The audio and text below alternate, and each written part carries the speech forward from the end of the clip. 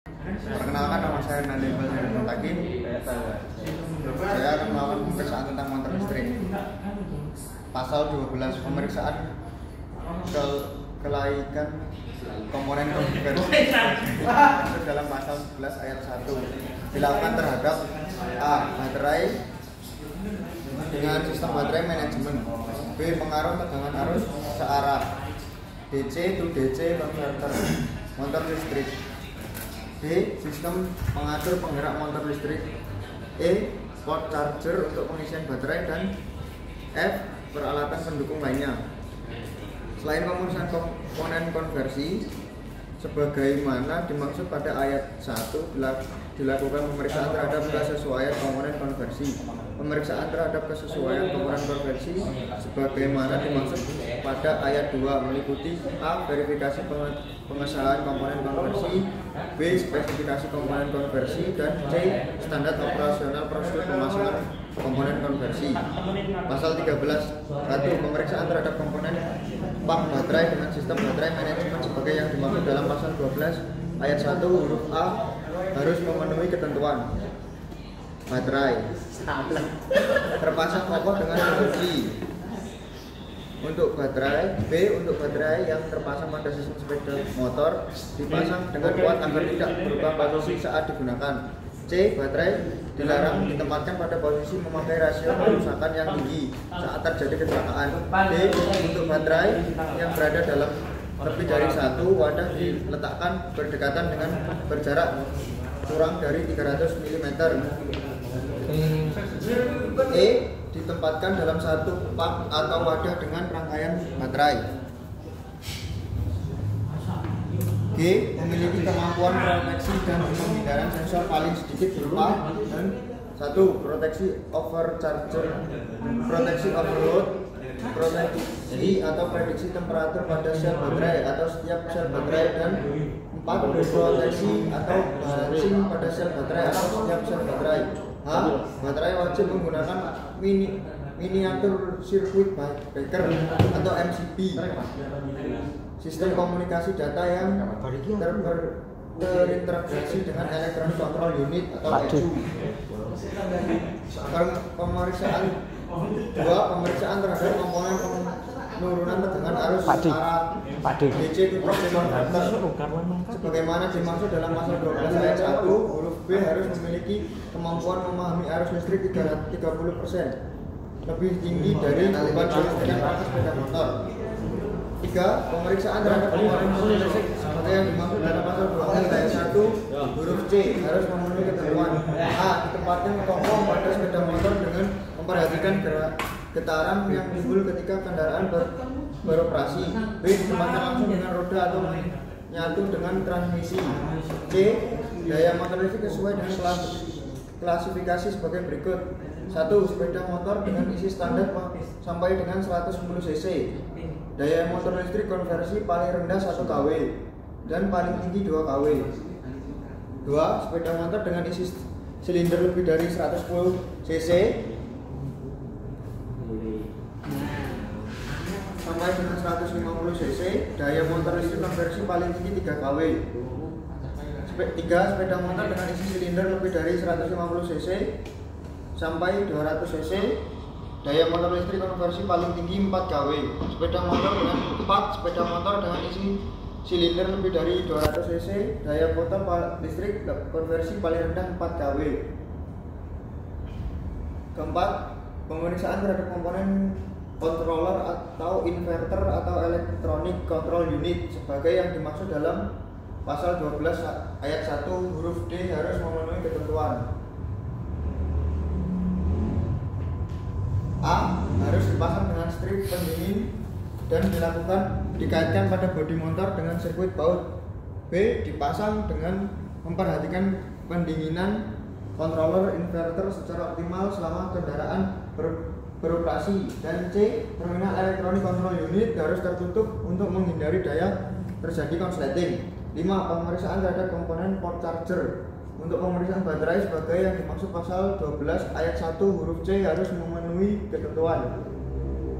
A. Ditempatkan pada posisi awal port charger pengisian baterai, dan B. Dilengkapi dengan interlock yang melumpuhkan sepeda motor ketika kabel pengisian terhubung, terlepas dari adanya tegangan pengisian. 6. Pemeriksaan terhadap komponen peralatan pendukung lainnya sebagai yang dimaksud dalam pasal 12 ayat 1 huruf F harus memenuhi ketentuan. A. Semua koneksi ke sistem tegangan tinggi harus menyatu sedekatnya mungkin dengan baterai, termasuk kabel kecil seperti kabel sensor pada sub arus atau voltmeter. B.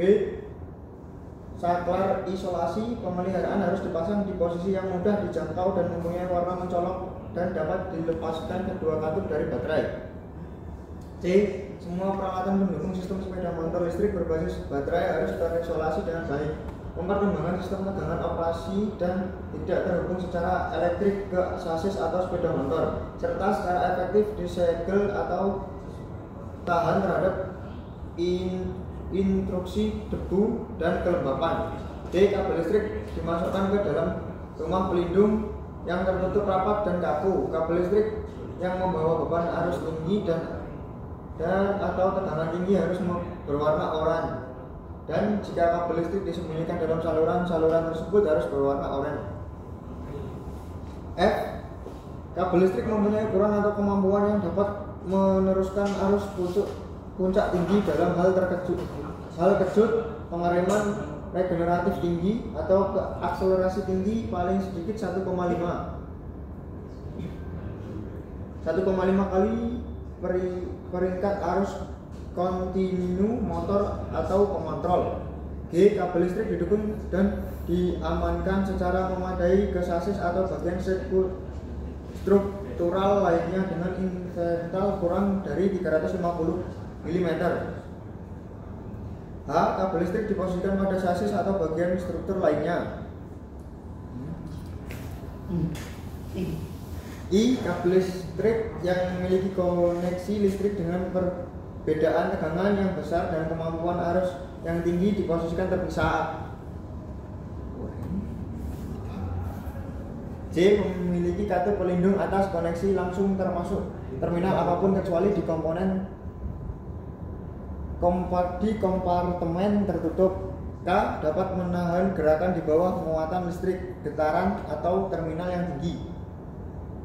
L. Dilindungi secara memadai saat melewati sekat dan memiliki konektor akhir listrik yang secara efektif dikerutkan ke kabel serta tidak disolder.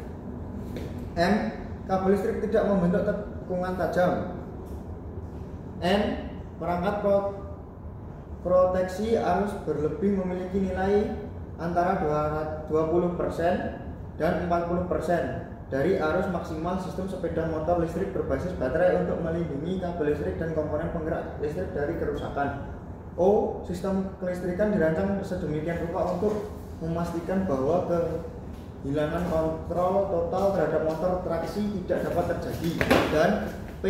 Dalam hal peralatan pendukung berupa komponen sensor, kemiringan bodi harus menemui ketentuan dapat berfungsi dengan baik pada sudut kemiringan paling kecil 60 derajat. Terima kasih. Assalamualaikum warahmatullahi wabarakatuh. Di sini saya akan melakukan perakitan pada motor listrik. Yang pertama, memasang baterai dan mengalirkan baterai ke MCB. Nah, di sini ada beberapa kabel. Yang pertama, kabel merah adalah bus baterai dari MCB. Terus ada tiga kabel biru, hijau, dan kuning. Ini adalah motor listrik. Dan yang hitam di sini adalah min baterai. Kita lakukan pengencangan pada semua komponen baut di sini. Di sini ada soket controller. Ini kan masih belum nyambung, kita sambung terlebih dahulu. Terus di sini banyak terdapat soket-soket. Yang pertama adalah soket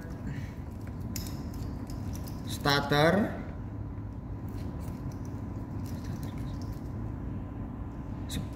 soket speed,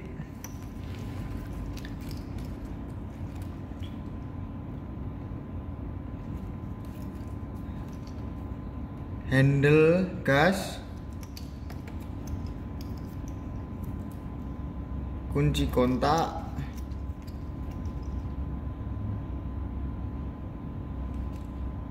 dan kabel program. Terus maju ke depan. Di sini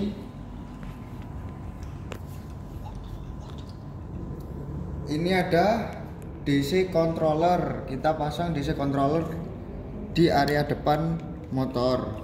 Karena di sini tidak ada kabel disk, maka kita taruh gini aja. Yang penting aman. Sekian, terima kasih.